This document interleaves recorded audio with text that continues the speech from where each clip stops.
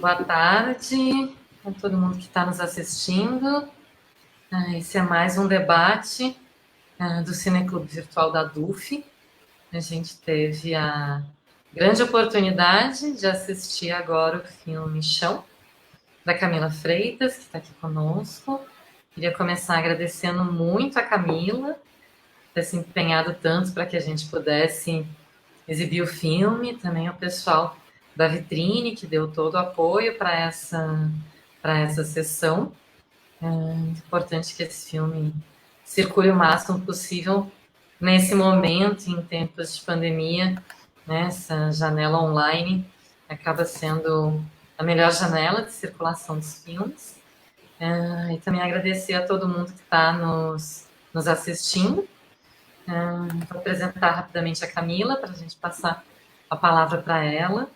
É uma honra mediar esse debate com a Camila, que foi minha contemporânea de UF, né? Camila estudou na UF, fez cinema na UF, mas também estudou na Louis Lumière, em Paris, e é mestre em artes visuais, diretora de fotografia, super talentosa, também agora, né? Todo mundo que pôde ver o filme viu que é uma diretora super talentosa. A live vai funcionar da seguinte forma: qualquer questão ou comentário para Camila, vocês escrevam nos comentários, que eu passo para ela. Façam perguntas, façam comentários. Quando a gente faz filmes, a gente quer que as pessoas debatam conosco, então não me deixem conversando sozinho com a Camila. E eu vou começar pedindo, Camila, para tu nos contar como é que foi o processo do filme. Né? O filme, o argumento já é um argumento teu, né? Então foram vários anos de processo do filme, porque só de filmagem tem ali, né, de 2014 até 2018. Então vou te pedir para contar como surge a ideia do filme e como que é o processo desse filme. E bom, o filme ainda não foi para o cinema, mas já circulou nos festivais, então também vou te pedir para falar sobre a recepção dele.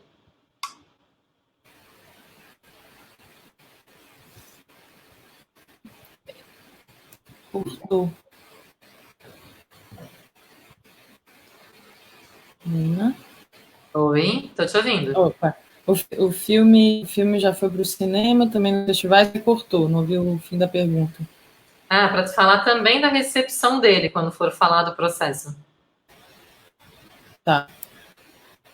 Na verdade, tá cortando bastante sua voz, eu imagino que seja para eu falar, então vou falar.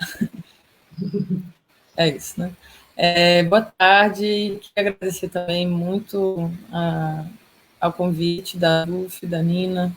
Fico muito feliz de poder circular, entre aspas, circular nesse momento de não circular, a gente poder não estar tão parada, né? Quer dizer, ninguém está parado, eu acho, mas que o filme continue. A gente ia lançar o filme está em cartaz nesse momento. A pandemia que a gente percebeu que não ia ser possível. O processo do filme foram muitos processos, dá para contar a história de várias maneiras possíveis, mas eu às vezes digo que eu fui um pouco convidada e chamada de alguma forma pelo movimento para fazer esse filme, porque, enfim, na verdade, literalmente, eu tinha feito um curta-metragem em 2002, quando eu estava na graduação na UNB de cinema, que era um filme muito simples, muito singelo, sobre uma questão que me afetava, porque dizia respeito a um espaço, a um território onde minha família vivia, que era sobre uma comunidade de camponeses que estava sendo expulsa de suas terras por um grande proprietário de terras. É um processo bastante comum, conhecido. E, enfim, acontece que eu cresci nesse lugar, E aí eu tinha uma relação com esse lugar e tinha feito esse filme de uma forma muito singela e tal, assim, meio que documentei esse processo de expulsão de algumas dessas famílias. E isso foi em 2002. Em 2014, o MST ocupou essa área dessa fazenda, que na época ainda estava se constituindo, Fazenda Santa Mônica, e que em 2014 já era um grande latifúndio que ocupava boa parte dos 3 municípios em questão, que era Alexânia, Corumbá e Abadiânia. Terras de um grande latifundiário e senador, né, o Eunício Oliveira, que foi presidente do Senado e tal. E era uma ocupação muito grande, era um momento de muita efervescência do movimento. Era o governo Dilma, então era um governo que deixava todo mundo muito insatisfeito, mas que ainda abria alguma janela para o diálogo. Então as ações estavam muito incisivas, tinha muita gente no movimento. Era um momento em que o movimento conseguiu recrutar muita gente nas periferias ocupado essa terra em agosto de 2014 e ficaram sabendo que existia esse curta-metragem que documentava esse processo de êxodo rural e de expulsão lá atrás e me procuraram. Queria fazer uma entrevista comigo.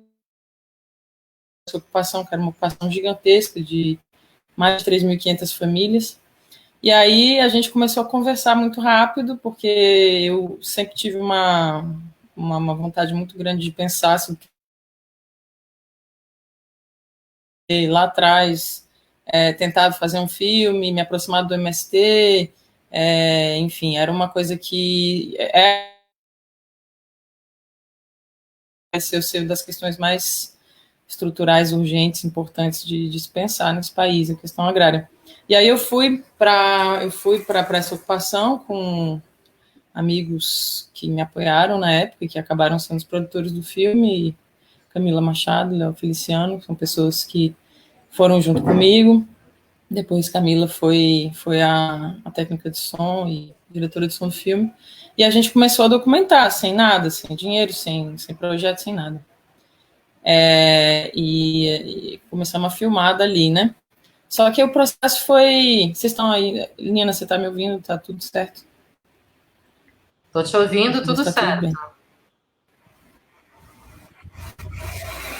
Hã? Estou te ouvindo, tá tudo certo. Tá bem. E aí, bom, isso era aquele momento, 2014, 2015,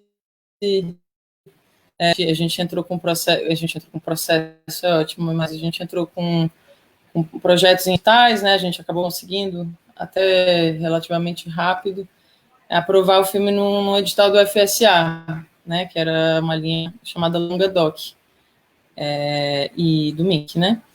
E aí a gente recebeu o dinheiro em 2016, quer dizer, a gente mudaram muito para o MST, o impeachment deu uma desmobilizada grande. Então, essa ocupação, que era a ocupação inicial, foi desfeita. Então, teve 2 despejos, a gente também filmou, a gente esteve filmando desde sempre, desde esse começo, mas a gente não conseguia mais fazer o filme sobre essa ocupação. Então, nesse momento, quando a gente realmente recebeu o recurso do edital, já era final de 2016, quase 2017, e aí tudo já estava muito reconfigurado, e acontecia que a principal ocupação era essa questão da usina Santa Helena, sonegadora de impostos, né, em processo de falência há muitos anos, há 10 anos, e a gente começou a ir para lá. Então, a gente já tinha toda uma rede de relações do movimento, e a gente já tinha entendido um pouco, apesar de que eu não sabia exatamente que filme a gente estava fazendo, porque o filme estava muito sujeito às correntes, né? As correntes estavam todas... Entendia um pouco para onde, de forma, abordar essa questão, que no final das contas era um filme sobre a luta, né? Mais do que um filme sobre um território específico. Foi o que a gente foi entendendo, né? Porque a luta também ela se dá de uma forma muito complementar. Então, essa ocupação da Fazenda Santa Mônica tinha se desfeito, mas aí várias famílias se deslocaram para esse outro lugar no sul de Goiás. Às vezes o MST faz pressão num lugar para conseguir algo em outro lugar. Enfim, a coisa é realmente uma grande rede. E é isso. Bom, acho que esse é o início, sim. Não sei se tem algo que eu possa falar. Camila, e como que foi a circulação do filme? Como que foi a recepção, tanto nos festivais quanto no movimento? E como que foi esse diálogo com o movimento durante a realização do filme? Tanto captação quanto a edição. Comenta pra gente, por favor. Uhum. O diálogo foi muito a partir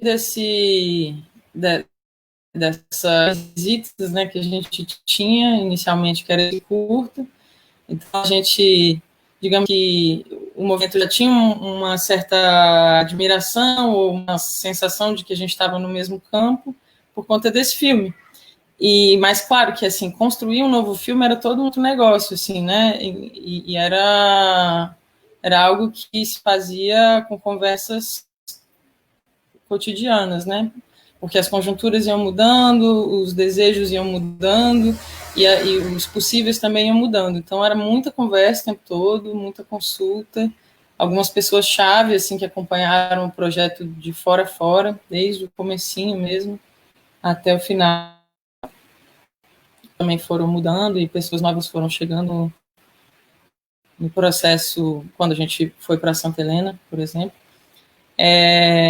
Mas assim, essa interlocução com o movimento ela é muito, muito forte, né? Como a gente vê no filme também, assim, todas as decisões, todos os passos, tudo que se faz é muito discutido, muito conversado, de forma muito democrática. Então, não existia eu decidir filmar alguma coisa sem que isso passasse por toda uma conversa, né? Mas aí, a partir de um certo momento, a gente já também tinha a nossa função, assim, né? Digamos, no movimento, assim, no acampamento onde a gente estava, a gente era muito, o apoio era muito imediato, assim, né? Tava todo mundo já a par desse projeto, do que a gente estava fazendo ali. As pessoas chamavam a gente quando ia ter coisas importantes, ocupações, porque elas nos viam ali, né, cotidianamente, e a gente passou bastante tempo. E esse convívio cotidiano, acho que fez com que o diálogo acontecesse de uma forma muito fluida. Mas aí, enfim, na você pergunta da edição, foi um momento super delicado. A edição final foi, acho que, Bolsonaro eleito, mas a gente estava assim chegando nos cortes finais no período das eleições, então tinha muitas dúvidas, né? Assim, no momento em que a gente percebeu que todo mundo percebeu que realmente o Bolsonaro ia ser eleito já no primeiro turno,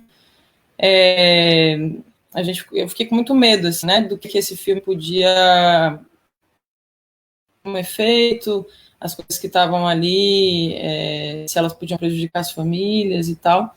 E aí, num dado momento, em novembro, ou não, desculpa, entre primeiro e segundo turno, a gente passou por uma reunião geral com pessoas que estavam envolvidas no processo e pessoas também do MST de vários outros setores distintos, setor jurídico, que tem um setor de audiovisual muito forte em São Paulo, umas 10 pessoas, assim, para ver o filme e pensar junto uma coisa e tal, e aí nesse momento a gente teve vários avais, assim, foi muito surpreendente, porque eu imaginava que a gente ia ter que cortar várias cenas, vários planos, assim, que eu achava que podiam expor demais, e a galera, na verdade, até pediu um pouco mais de incisividade. Um exemplo é, sei lá, o plano da porteira sendo quebrada, assim, era um plano que eu tinha tirado porque eu achava que não dava para ter um filme nesse momento de Bolsonaro com um plano de uma porteira numa propriedade sendo quebrada em close, assim. E aí alguém da frente de massa falou, mas não tem um plano de uma porteira? Assim, o rompimento da barreira, o rompimento da cerca é algo muito importante simbolicamente para a gente. E a gente precisa usar esse filme também internamente. Esse filme também precisa servir como instrumento eles falam, massificação, né, de comunicação interna e comunicação com novos integrantes, né, com pessoas que podem vir a integrar o movimento. E aí a gente incluiu isso, por exemplo. Então teve essa conversa forte nesse momento. E quanto à recepção, assim, a gente tem ficado muito contente mesmo, assim, porque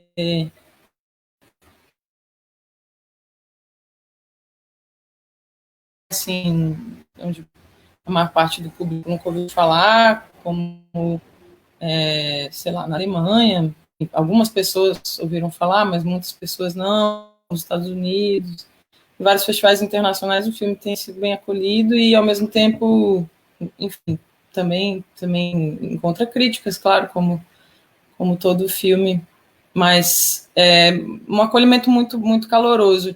E dentro do movimento também, assim, as pessoas se apropriaram muito do filme, todos os personagens, entendem que o filme é deles, e a gente tem debatido todas as estratégias de distribuição, todos os convites, assim, praticamente são pensados junto, assim, muitas vezes eu não posso ir, alguém da equipe vai, ou alguém do movimento vai, em prioridade alguém do movimento vai, então várias vezes o filme foi representado por pessoas do movimento, ou comigo sem mim, enfim, ou com alguém da equipe, então isso tem sido bem legal. Eu espero que depois desse momento a gente consiga continuar vivendo a difusão do filme.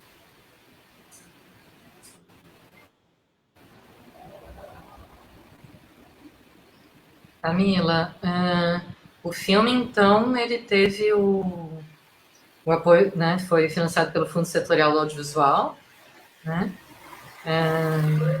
E aí tem que momento vocês receberam esse recurso, né?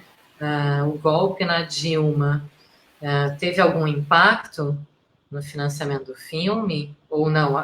Vocês receberam recurso antes do golpe? Uma pergunta aqui. Tá aqui. Se o golpe teve algum impacto, deu uma cortada. Tem uma pergunta aqui, né? Quem patrocinou o filme, né? E foi o Fundo Setorial do Audiovisual, como já comentou.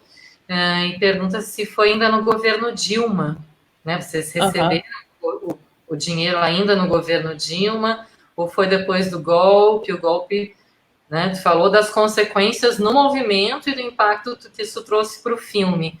Mas em termos de financiamento, teve algum impacto? Então, acho que a gente pegou o último corredorzinho possível para fazer esse filme, assim, me parece, sabe? Porque a gente aprovou antes do golpe e o dinheiro só saiu no final de 2016. Né? Então, 2016 inteiro a gente ficou na expectativa, né? Quando o movimento do impeachment se intensificou e teve o golpe, a gente pensou, né? Bom, isso vai ficar retido, a gente não vai conseguir acessar esse dinheiro. Mas o que aconteceu é que eu acho que, sei lá, sorte ou competência das pessoas que estavam envolvidas, os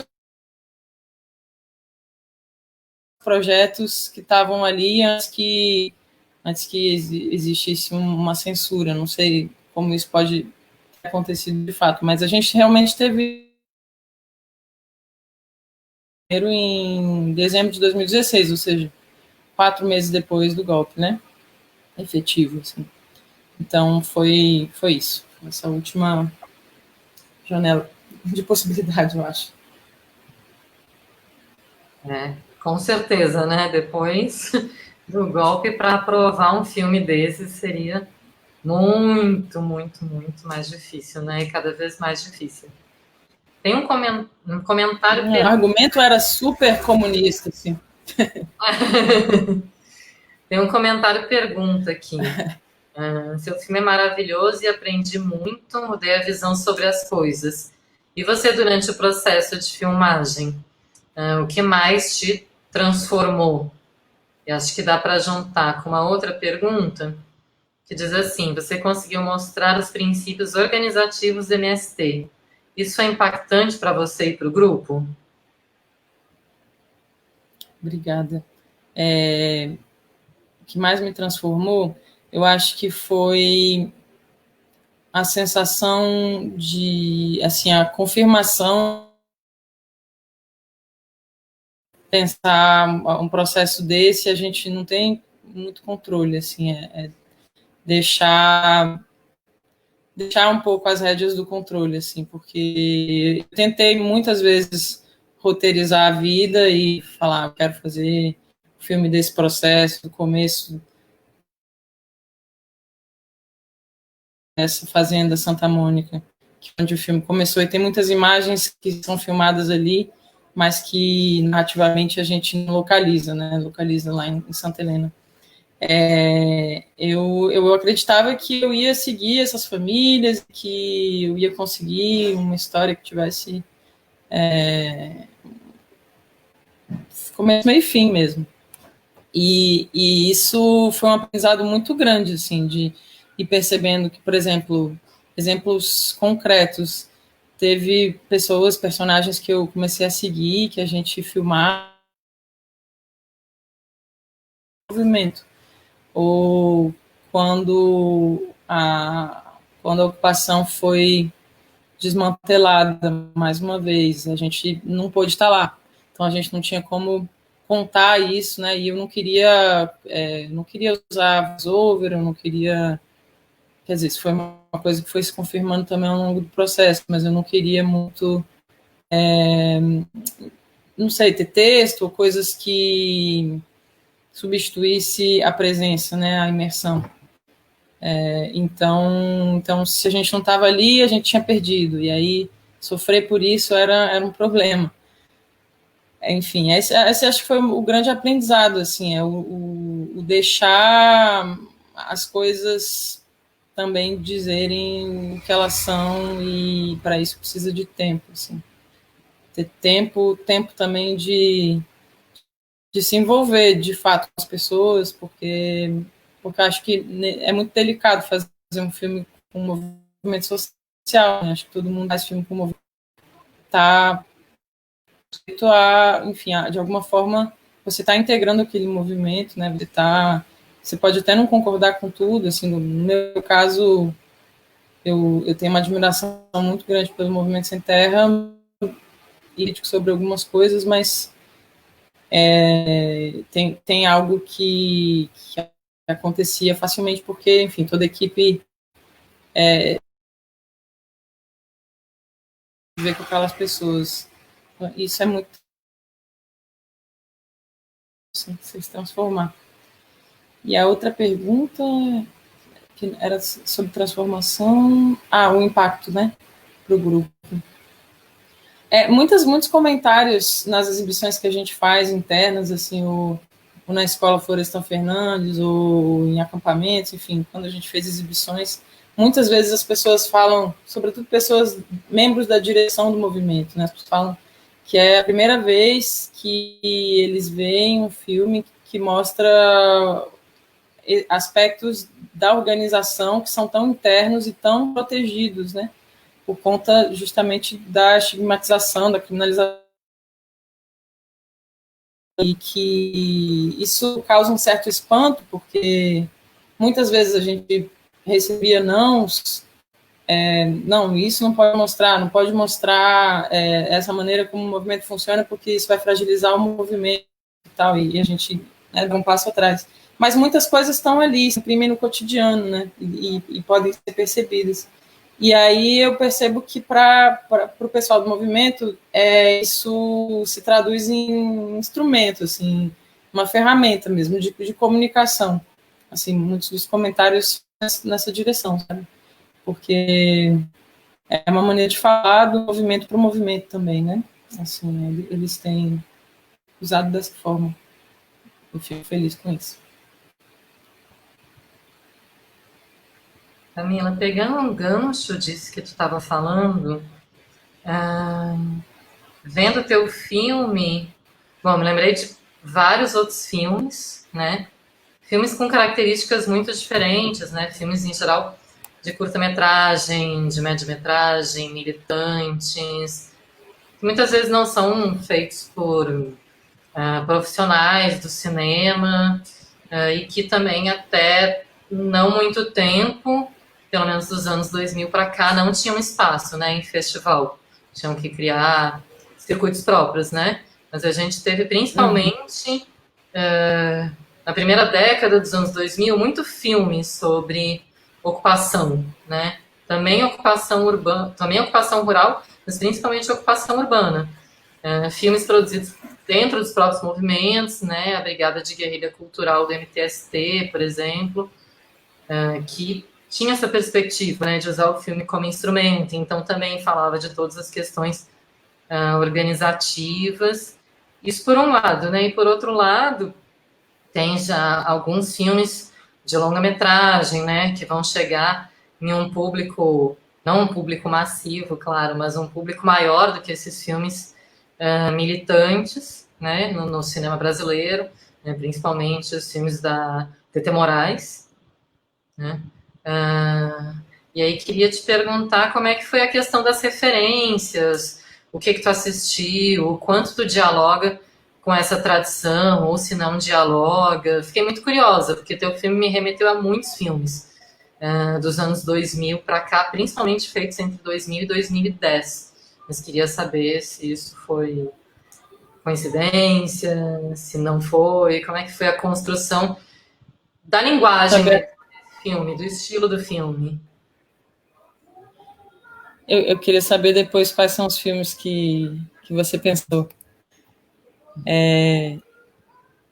Cara, na verdade, eu tive uma dificuldade enorme de encontrar referências no cinema brasileiro sobre movimentos sociais, com movimentos sociais, assim. Eu fui vendo depois, assim, no processo da edição, eu vi alguns filmes que me inspiraram muito. Aquele curta que é sobre uma ocupação urbana, o pessoal do MTST, que tem um nome enorme, que eu não vou lembrar agora, do pessoal do Ayano, não, não vou lembrar. Tu sabe do filme que eu tô falando, que passou na Semana dos Realizadores em 2016? Sei, mas também não consigo lembrar o nome. É, um nome muito Sei qual grande. é. Tem um trabalho de som maravilhoso, incrível. É um filme que eu vi quando eu acho que o chão já estava pronto, eu já estava no processo de edição de som, ou acho que na finalização de som, assim. Eu falei, nossa, que massa ver esse filme, assim. Acho que eu vi poucos filmes como esse filme que me impactaram tanto, assim, nessa coisa do calor do momento, de estar ali, de estar junto, né? Um filme perfeito com, né? Mas eu tinha, assim, uma grande, não sei, uma referência, mais um norte para mim, por conta da maneira como o filme começou também, e esse nome, né, essa ideia de pensar em chão, foi uma coisa que surgiu bem desde o começo, como uma paisagem pode ser transformada politicamente, assim, né, a partir de ações políticas e como pensar o filme a partir da paisagem, do espaço. Então, isso era algo que me fazia com que eu me atraísse muito para uma cinematografia ligada ao espaço, assim, né? Então, sei lá, filmes que não tem nada a ver, que são filmes muito diferentes, mas filmes do Pedro Costa, que se ligam, né, sei lá, a trilogia das Fontainhas, essa ideia de pensar num espaço, nesse espaço que vai se transformando nas pessoas que estão ali, sei lá, o Em Construção do Guerin, era um nessa maneira de filmar esses espaços, esse lugar, que é esse lugar da luta, né? Que não é só um lugar. Mas eu tive muita dificuldade assim, claro, vi vários filmes brasileiros e vi tudo que eu consegui sobre o movimento, ou sobre movimentos, com dificuldade, porque não são fáceis de achar, mas, tipo, em relação aos filmes feitos, por exemplo, eu não consegui encontrar referências tão próximas, assim, em relação à maneira de filmar e tal. Mas não sei. Eu acho que eu não tenho referências tão claras, assim. Eu fui muito pensar sobre essa questão do que é a paisagem, o que é o espaço, fui ler Milton Santos e, sei lá, Heterotopia de Foucault e coisas assim, mais do que... E espaço de uma forma interessante, assim. Mas quais são os filmes que você pensou? Talvez eu me lembre de algum que eu tenha esquecido agora. Eu me lembrei que tem uma. Acho que o teu filme tem uma coisa que, para quem não, para quem não conhece os movimentos de luta por moradia, né, seja no campo, seja na cidade, ele é um choque, né, porque e esse choque, inclusive, está dentro do filme, quando a grande mídia e as propagandas vêm para dentro do filme, porque ele vai mostrar uma outra cara, né, de quem são essas pessoas, que elas não são bandidas, arruaceiras, marginais, e que não se chega e simplesmente se ocupa, existe um planejamento, existe uma estratégia, uma preocupação com a segurança, depois uma organização do assentamento, né, ou da ocupação em geral, com controle de quem está na porta, com organização dos espaços coletivos, esse tipo de coisa, né? E aí acho que em relação às cenas de ocupação, lembro muito de vários filmes feitos pelo Indie Media Brasil, né? E a parte organizativa, os filmes da Brigada Cultural do MTST. Então, são filmes que me lembraram muito. Claro, o teu filme é um longa de 1h50, então dá para trabalhar o tempo e a observação de uma maneira muito diferente que nesses filmes, né? Sim. Que inclusive eram muitas vezes filmes militantes que tinham que sair rápido para denunciar esse tipo de coisa. Então, tem diferenças de linguagem importantes, mas acho que eles se aproximam também em vários pontos, principalmente isso, né? De mídia e a Brigada de Guerrilha Cultural do MTST.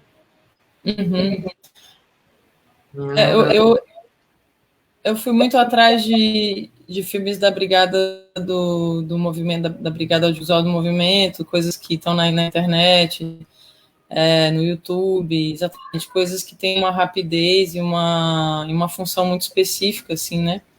E que com certeza alimentaram muito a gente, assim, né? Mas ao mesmo tempo a gente tinha que falar de duração, né? Até porque o nosso processo durou muito por muitas razões alheias a gente, assim. Talvez se a gente tivesse tido uma conjuntura em que a gente tivesse conseguido fazer um filme em 3 meses, filmando durante 3 meses numa só ocupação, num só processo, esse filme seria outro filme, assim, né? Eu acho que a duração do processo também contamina muito a linguagem e vai, não sei, ancorando mais a gente na paisagem, no tempo, né? Nessa duração. Então, nisso, a gente foi se distanciando dessa linguagem dos filmes militantes. Mas eu entendo, acho legal o que você está falando. Muita coisa que vai se conversando, assim, né? Tem uma pergunta aqui que como foi o trabalho de escrita do roteiro com a Marina Meliante, que também é cineasta, considerando as especificidades de um roteiro de documentário. E além disso, como eu tem mais a pergunta continua aqui, só um como é o trabalho de um documentarista que exerce as funções de direção e fotografia, e parabéns pelo filme, espero em breve poder revê-lo no cinema. Obrigada. Deu uma cortadinha no começo da pergunta. Como foi o processo de escrita com Marina Meliandi? Que também é cineasta, considerando as especificidades de um roteiro de documentário. E aí depois, como que é ser documentarista, conjugando a direção e a fotografia? Tá. Processo de escrita é uma escrita muito não convencional. Eu escrevia muito, eu escrevia muitas coisas, tem várias cenas que eu escrevi que acabaram sendo filmadas, assim, a gente tinha um roteiro, cenas um pouco mais encenadas, claro, eu submetia isso às pessoas, aos atores que estavam se disponibilizando para fazer as cenas, e é óbvio que isso dava outra coisa, né? Mas, sei lá, a cena inicial, as cenas em que você tem ações assim mais controladas, né, dentro de casa, coisas assim, tudo isso vinha de uma escrita anterior. E aí depois, e isso nesse momento Marina não estava envolvida. E aí depois, quando eu cheguei na ilha, na verdade, Marina não é a única editora, né? Eu comecei com o Fred Benevides, e com o Fred a gente teve um processo longo de ver quase todo o material era muito vasto, assim, era muito, muito vasto. E de encontrar os nortes, assim, né? As direções do filme, já pré-montar algumas sequências, isso também era uma espécie de escrita. E aí, com a Marina, a gente tinha uma massa de modelar mais ou menos um pouco mais reduzida, né? Uma coisa um pouco mais focada já, por conta desse trabalho anterior com o Fred, que durou, sei lá, 6 meses, a edição toda durou 1 ano, e durante esse processo a gente conversava sobre estruturas possíveis, eu fazia vários testes super toscos de montagem, porque eu não sei montar, a gente tentava escrever isso no papel, aí testava isso na edição, então era um processo de escrita já com a montagem, assim, né, como muitos filmes documentais, enfim, muitos filmes, ponto, nascem na montagem, né, então esse roteiro também aconteceu na montagem. Mas a gente resolveu acreditar o roteiro, não só a montagem, porque tinha verdadeiramente um trabalho de pensar, enfim, acho que não sei se a ideia, se dá para falar de arcos, mas assim, de trajetórias, e isso foi muito feito nesse momento com a Marina. E para mim, sobre esse acúmulo, bom, eu sou, como a Nina falou no começo, né, eu venho da fotografia, me considerava até aqui muito mais fotógrafo do que diretor. Enfim, todo o começo do processo vinha muito através da câmera, né, através da minha relação com a imagem, assim. Então, anos do processo, a gente não tinha como pagar ninguém ainda, porque a gente ainda não tinha recurso. Então, era um pouco uma coisa contingencial também. Eu tinha que fotografar. Era também a minha maneira de abordar, me aproximar delas, era uma maneira natural para mim de chegar. Mas depois eu fui sentindo uma necessidade muito grande de parceria, assim, de não acumular, justamente, de acumular menos, de poder conversar sobre imagem com outras pessoas. E aí veio Carol Matias, que fez um pedaço, depois veio Cris Lira, que fez a maior parte, a parte mais estruturada, digamos, quando a gente tinha recursos e equipe completa e tal, né? E aí isso foi muito bom, assim, foi muito bom ter lançado o germe da fotografia, mas poder conversar com alguém, trocar ideia e ter um olhar exterior também, assim, porque senão fica tudo muito, muito intenso. É tudo muito intenso, já. Acho que é isso. Camila, vou puxar, né, a brasa para nossa sardinha e te pedir para falar equipe de fotografia de mulheres e que esse é um filme que tem muitas mulheres, né? Na equipe, em todas as áreas, o que é bem comum dentro do cinema brasileiro e mundial, né? A gente vai ter, são pouquíssimas as áreas que não tem nenhuma mulher, né? Vai ter mulher na fotografia, no som, né, no roteiro, então na montagem. Então vou te pedir para falar um pouco sobre isso. Era um desejo mesmo de trabalhar com mulheres, assim. Desculpa, cortes. Era um desejo mesmo de trabalhar com mais mulheres, assim. Bom, primeiro, quando a gente começou aí, era eu e Camila Machado, que era uma parceira, que é uma pessoa que tem um trabalho com MPA e também com MST, de oficinas, em artes visuais também, uma pessoa que é uma pesquisadora nesse, nesse campo. Então, e era uma grande, enfim, é uma grande parceira, né? Então, ela foi a pessoa que foi comigo e ela fez a direção de som. Depois, quando eu pensei em chamar pessoas para fotografar, eu só pensava em mulheres, assim. Eu no começo tive apoio enfim, teve muitas pessoas que vieram em alguns momentos, né? Que não exatamente fizeram a fotografia, mas cheguei a chamar o Léo Feliciano, que é um dos produtores do filme, mas aí ele não pôde fazer. E depois o Léo Bittencourt, que é um outro fotógrafo, fez uma semana de pesquisa, é um grande amigo e tal. Mas eu estava sempre tentando encontrar alguém, alguma mulher na fotografia, porque, enfim, eu sou uma mulher fotógrafa e eu, como você e como pessoas que devem estar nos escutando, sabem de, de ter mais gente, de ter mais mulheres fotografando.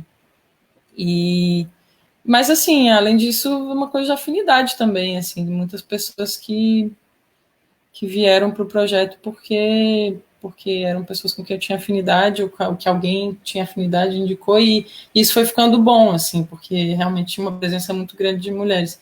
Tinha vários momentos em que a gente estava com a equipe inteira de mulheres, só tinha o assistente de produção, que era o produtor local, que é do movimento, que é um rapaz, o Frango, e aí todo mundo se referia a gente como as meninas, né? As meninas, as Camilas, às vezes as Camilas, era um coletivo para todo mundo, porque tinha eu e a Camila Machado. E a Cris e a Carol eu não conhecia, mas primeiro a Carol eu fui atrás de alguém em Brasília, porque tinha um momento que a gente era meio plantão médico, assim, tem uma ocupação não sei onde, vamos lá, a gente estava buscando o filme, então tinha que ter alguém próximo. E depois a Cris Lira chegou por indicação de uma amiga que eu tinha chamado para fotografar também, que era a Flora Dias. Foram muitos encontros muito bons, assim, com todas essas pessoas. E realmente fico super orgulhosa, assim, da gente ter podido ter uma equipe com muitas mulheres. Eu acho que isso é muito, sei lá, é muito importante. Era muito importante para mim, como diretora, primeiro longa, tal, também poder me ver nesse lugar, assim, ver que eu estou ali com outras mulheres como eu e a gente está fazendo o que a gente tem que fazer. Acho que é isso. Camila, tem uma pergunta aqui. Qual foi o teu objetivo central na produção do documentário?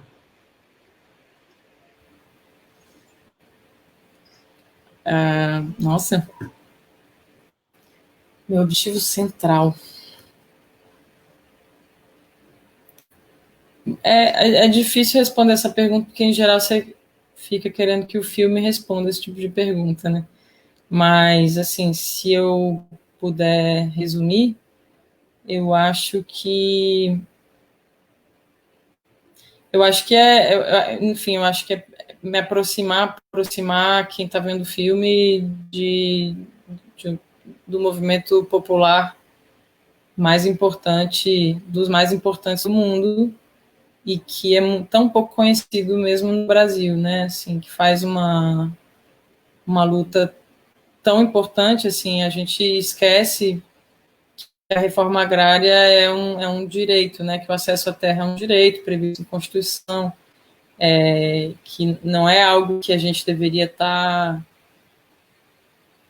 que essas pessoas, né, é algo que deveria acontecer como política pública. E só acontece por pressão. Historicamente, sempre só aconteceu através de pressão e de organização e de muita luta.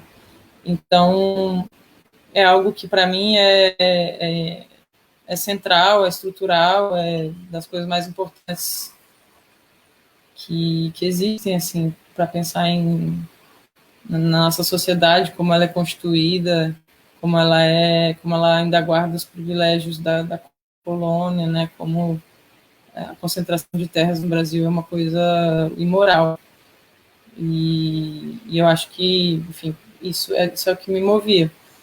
Mas a maneira de falar disso, são muitas maneiras de falar disso, né? Então, essa é uma maneira que a gente encontrou de abordar essa questão gigante,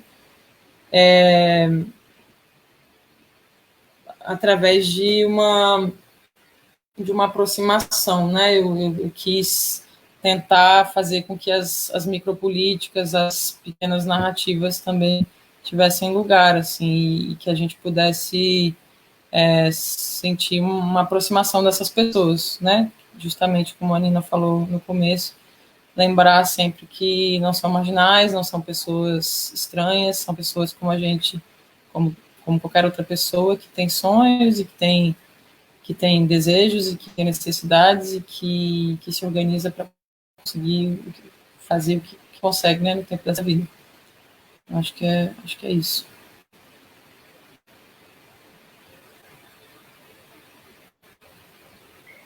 Camila, uma outra pergunta aqui para a gente.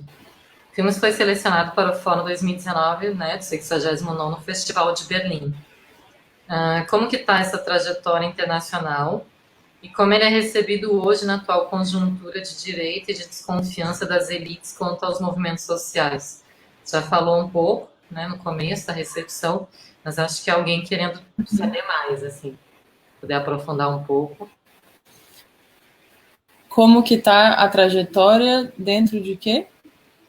Como que foi, né, e está essa trajetória internacional e como que ele é recebido hoje nessa conjuntura de direita e de desconfiança das elites em relação aos movimentos sociais? Então, então, a trajetória internacional do filme tem sido muito bonita, assim, muito mais ampla do que imaginava mesmo. O fato de ter ido para Berlim foi muito incrível, foi muito importante. A gente teve lá com uma parte da equipe, com umas personagens acho que isso foi, assim, nas conversas que eu tenho tido com o pessoal do movimento, essa trajetória tão legal, né, de tantos festivais, tem aberto também para o movimento sei lá, uma consciência, né, da potência artística, audiovisual do que eles estão fazendo, assim, né, também. Então, tem sido muito bom, até agora, até esse ano, tinha vários convites, a gente estava indo para o México, tinha um dos membros que ia para Guatemala,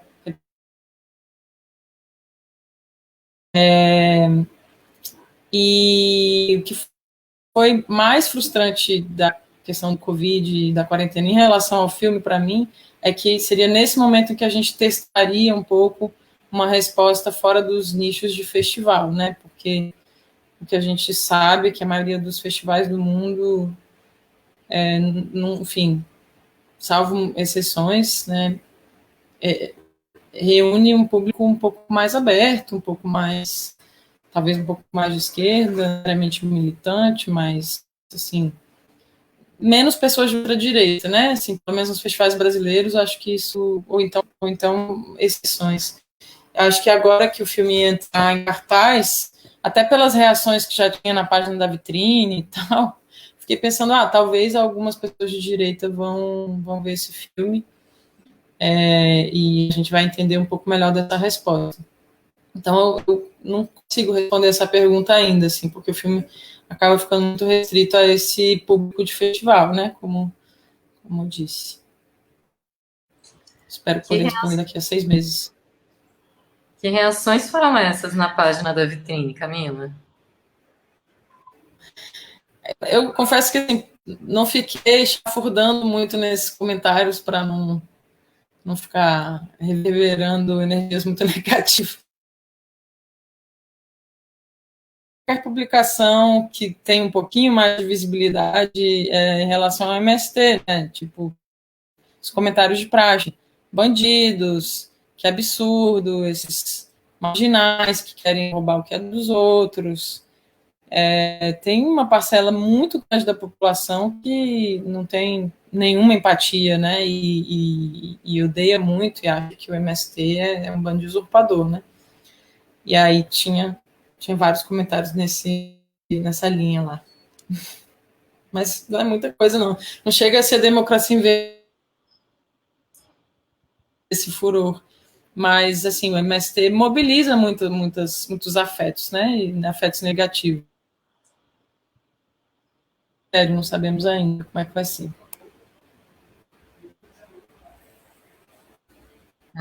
Falando um pouquinho dessa aceitação muito boa internacional, eu tenho a impressão, e queria te ouvir sobre isso, que nessa década, a partir de 2010, a gente tem vários ciclos, né? Ciclos talvez não seja uma boa palavra, mas várias modulações do quanto o cinema profissional, o cinema dos festivais se aproxima ou se afasta de filmes que têm uma relação mais estreita com movimentos sociais. Então, se nos anos 70 isso passava muito em festival, em festivais dos anos 2000 esses filmes não entravam, né? Nem de curta, nem de longa. Eu tenho a impressão que teve uma reabertura do cinema, no geral, né? Mais pessoas interessadas em fazer e mais festivais interessados em exibir. E queria te saber se tu também tem essa impressão. Enfim, te pedir para analisar esse momento. Eu acho que se o Chão tivesse feito em 2005, ele circularia de uma maneira totalmente diferente. Eu acho que ele não passaria em Cannes em 2005. Em Berlim. Em Berlim. Sim. Eu acho que é bem possível, sim. Eu acredito que, assim, os festivais que têm uma curadoria inteligente estão abertos e sensíveis aos áreas do tempo, né? E assim, o cinema brasileiro não só um cinema que vai abordar temas mais políticos ou filmes com movimentos sociais, mas o cinema brasileiro, de modo geral, tem ganhado muita força, muito espaço nos festivais internacionais, também porque eu acho que muitos desses festivais estão sacando a potência, a importância desse cinema, dessa cinematografia está crescendo tanto política, né? E aí o Festival de Berlim, no momento que o filme foi, né? O Bolsonaro tinha acabado de ser eleito, tinha uma presença bem grande de filmes, acho que eram 12 filmes brasileiros em sessões diferentes. Isso existe algo que tem a ver, né? Assim, a gente não pode imaginar que o festival não está atento a isso. Acho que tem um interesse enorme pelo Brasil que cresce porque o Brasil está passando por um momento singularmente terrível, né? Acho que tem a ver com isso.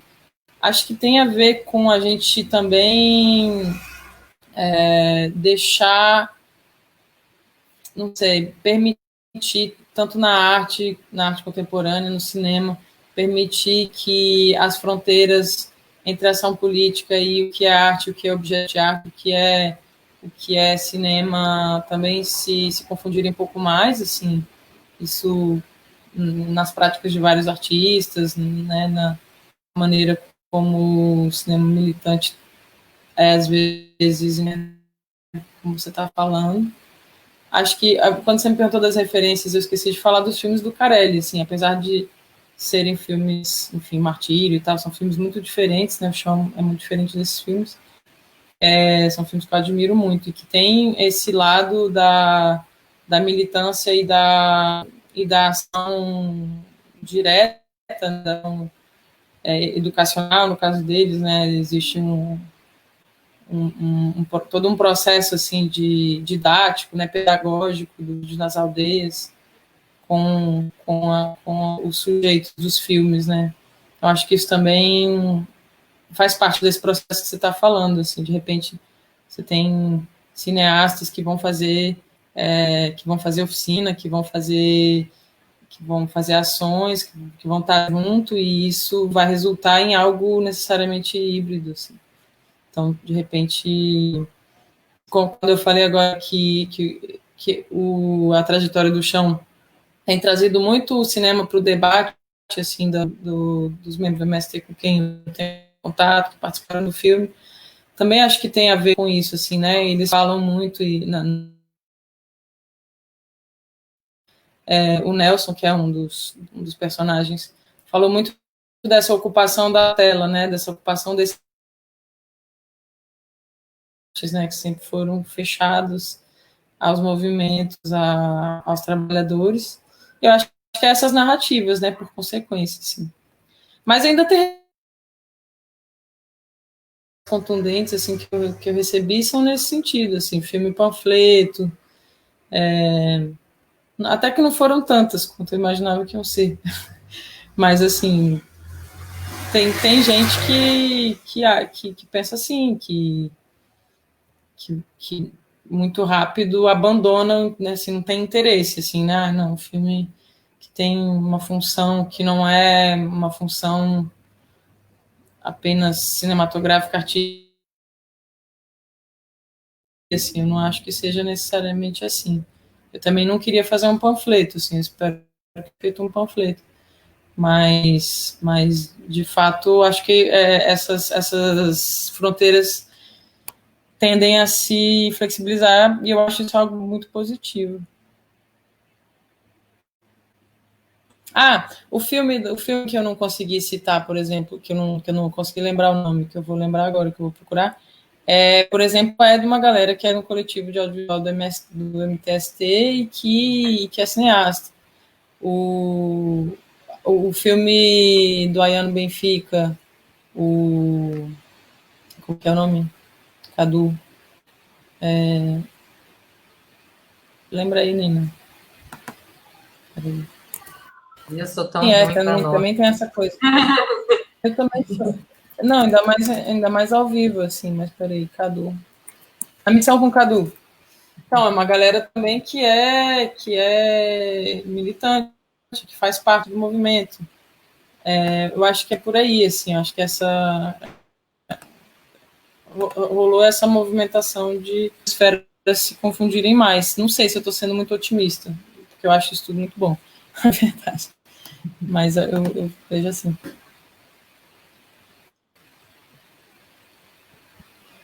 Fiquei super surpresa dessas críticas que recebeu, mesmo não sendo muitas, de ser um panfleto, né, desse tipo de coisa, desse não engajamento por conta disso.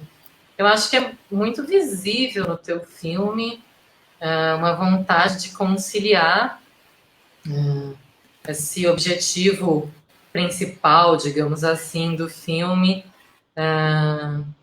de mostrar uma outra visão do movimento, uma visão de dentro, né, não por tu ser do movimento, mas pela tua colaboração com o movimento, pelos vários anos que tu ficou acompanhando o movimento, mas a gente vê muito cinema contemporâneo, né, muitas questões do cinema contemporâneo, né? Relação com o espaço, relação com o tempo. Então, o teu filme, né, me surpreende, assim, como uma pessoa que estuda e assiste muito filme militante.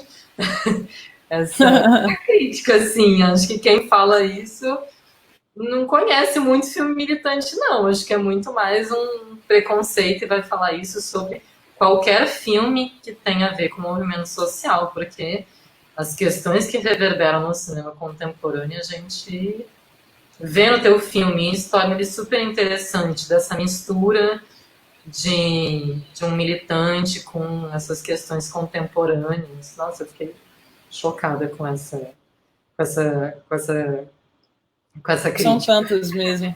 Eu fiquei chocada, chocada.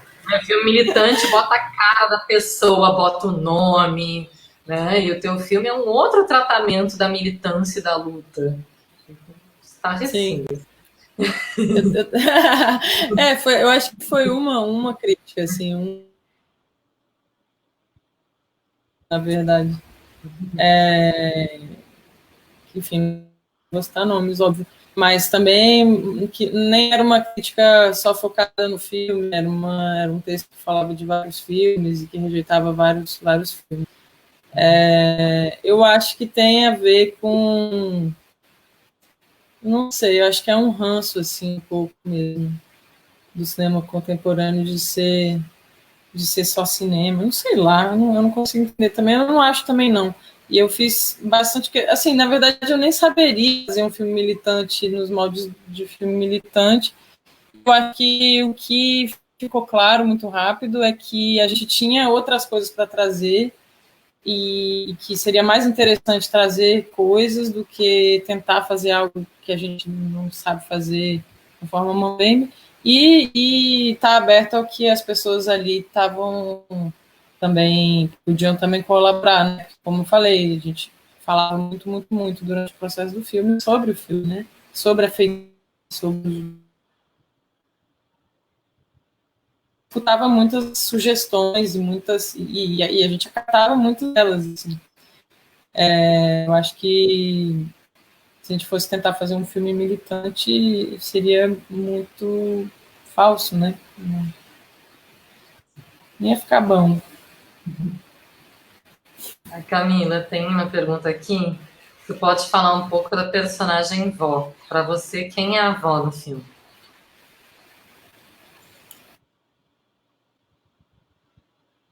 A avó, ela é, ao mesmo tempo, para mim, assim, falei nesses termos da personagem e tal, né? Assim, que além de uma personagem, é uma pessoa para quem eu liguei hoje mesmo para saber como é que tá, está de quarentena e tal. Mas, assim, a avó, ela é a pessoa mais empolgada e com a chama do movimento mais forte, assim, que eu já conheci, de uma forma muito muito intensa, assim, que guia toda a vida dela, todo o cotidiano, ela mudou a vida dela inteira para estar ali. Quando ela tem que sair, ela ficou doente, ela teve uma pneumonia no tempo, e ela teve que sair um tempinho, assim, não sair do movimento, mas ficar um tempinho em casa, e ela fica mal, ela quer estar. Agora teve o encontro das mulheres em Brasília, incrível, de país. Aí as pessoas ficavam falando, vó, não vai, vó, você está fragilizada e tal, e ela não teve jeito. E aí, conversando com a Beth, né, falando assim, a avó, como é que ela tá? Aí ela disse assim, não, a avó a gente tentou fazer, ela não vi, e ela disse, isso aqui é o que me faz viver. Então, não adianta vocês tentarem me poupar, porque, enfim, ela é bem velhinha e fuma muito, e, enfim, é uma pessoa que tem uma saúde frágil, mas que quer estar em tudo. Então ela tem essa efervescência que é o que move, assim, são pessoas como ela que fazem a coisa acontecer, porque senão você desiste, como muitas pessoas desistem, né? É muito árido, é muito difícil, tanto em termos materiais, né? Viver numa barraca de lona, sem água encanada, sem os mínimos confortos. E quando em termos de aguentar uma luta a longo prazo, que tem muito mais derrota do que vitória, né, que passa por esses meandros jurídicos e que são esferas em que os trabalhadores são sempre subjugados, né, nunca tem voz. Então, a avó é essa pessoa que não perde o ânimo. E, ao mesmo tempo, é essa pessoa que nos lembra que essa é uma luta que não vai ser resolvida amanhã, né? Isso é uma coisa que sempre me emocionou muito, assim, escutando a avó falar do sonho dela, de como ela imagina o assentamento dela, e pensar assim, eu todos os dias que há assentamento. Historicamente, porque a gente vistas demoram muito, às vezes a avó veja o assentamento, mas que não seja exatamente para ela que ela está lutando. Então, o ponto essa é uma luta, ela é uma luta, enfim, desde que esse país se chama Brasil, né? Então, é uma luta de longuíssimo fôlego, longuíssimo prazo. A avó está lutando e ela sabe, ela está lutando para próximas gerações, assim. Provavelmente e necessariamente poder gozar tanto tempo disso, mas é importante porque ela está pensando numa modificação mais estrutural, mais profunda. Acho que o do presente e essa consciência da sei lá, da perenidade ou da eternidade dessa luta, né, infelizmente. Assim. Bom, gente, a gente está caminhando para o final da live. Tem uma pergunta aqui sobre o filme ter sido exibido escrito a DUF, né, numa marca d'água. É que como o filme ainda não foi para o cinema, ele tem que... É precaução contra a pirataria, né? Para garantir que essa cópia não circule antes de ir para os cinemas, justamente para as pessoas irem para o cinema, para ter público esse tipo de filme, né, para gerar demanda, e os próximos conseguirem estrear ainda em mais salas, né, esse tipo de coisa. Então, por isso que passou com a marca d'água da DUF, a gente sabe que em alguns momentos teve uma concorrência entre a marca d'água e a imagem, mas é uma questão de segurança, né, para a exibidora do filme, então a gente achou que ainda que comprometesse um pouquinho algumas imagens, era uma maneira de dar mais segurança para a Vitrine, que foi uma super parceira, e para quem todos os agradecimentos não são suficientes por ter disponibilizado o filme. A Camila também achou uma excelente ideia e ajudou a viabilizar isso para a gente fazer essa sessão online, num sindicato, mesmo antes do filme para o cinema. E aí eu já pego o gancho disso para responder que a oportunidade de ver esse filme foi essa tarde. Esse link vai sair do ar, o filme não vai ficar disponível, justamente porque ele ainda tem toda uma carreira para fazer dentro do cinema e depois de outras janelas, né, que a gente está torcendo para que seja uma carreira super bem sucedida. Então, por isso da marca d'água e por isso que o filme não vai ficar online para ser visto em outros momentos. Mas esperamos que, né, esse isolamento social passe logo e quando a gente puder, em segurança, voltar aos cinemas, vão todos para ver e para rever também o filme, porque a experiência no cinema, sem a marca d'água, é totalmente diferente, ainda mais no filme com imagens tão lindas como esse filme. E aí, Carolina, não sei se tem mais alguma coisa que tu quer falar sobre o filme, que a gente não te perguntou, um encerramento.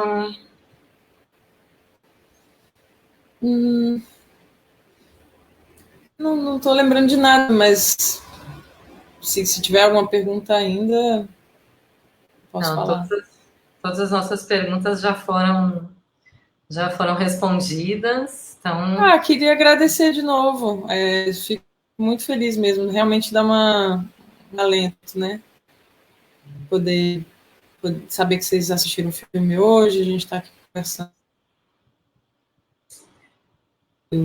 vocês me veem, eu não sei quem está aí, mas muito obrigada por quem está aí.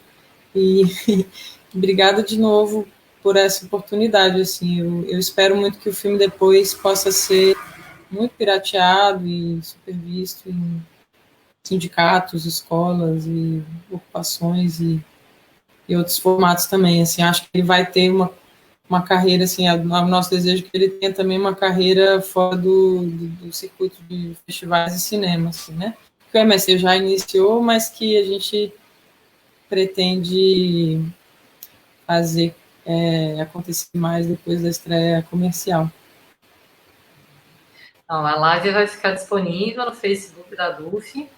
Então, Camila, depois dá para tu entrar lá e ver todos os comentários. A maioria dos comentários não era pergunta, era dando parabéns para ti, para a equipe, pessoas que adoraram o filme, que aprenderam o filme. A gente teve quase 50 pessoas assistindo a live.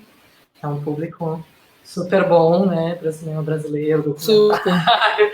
Super. Total. Ainda mais nesse formato, né, tão novo. Com a internet todo super ruim, travando, né, então, super obrigada por ter topado a proposta de cara e por ter disponibilizado o teu filme junto com a vitrine e ter dedicado esse tempo para conversar aqui com a gente. Super importante o teu filme, a gente agradece muito para ti, para a vitrine, agradece muito para quem nos assistiu até agora, e aí com isso a gente encerra essa live. Domingo que vem tem mais uma sessão do Cineclube Online da DUF, ainda não fechamos o filme, mas vamos fechar agora no comecinho da semana, e assim que souber a gente divulga pelos nossos meios de comunicação. Então, agradecemos a todo mundo que viu a live, a Camila, a vitrine, e a gente se vê no domingo que vem. Obrigada, gente. Boa noite.